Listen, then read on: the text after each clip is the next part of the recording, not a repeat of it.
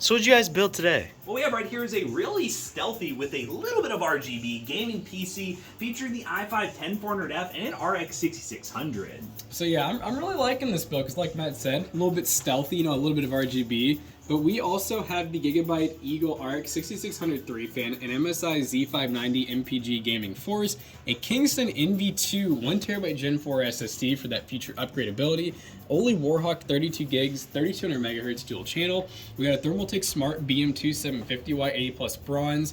We also loaded it with some NZXT black matching fans. We got a V-True V240 ARGB cooler, and this is the new and improved NZXT H7 Flow in black. Pretty sweet build. And in terms of performance, you're able to play the latest and greatest titles, 60 plus FPS, 1080p, and even stretch into 1440p if you wanted to. And yeah, I think the build looks pretty nice with that little touch of RGB from that V-True cooler. If you want to buy this PC and many others, go to PCBros.tech and be sure to use code SANTA5 on checkout for the month of December to save 5% on your next PC purchase. PCBros.tech. Go check it out.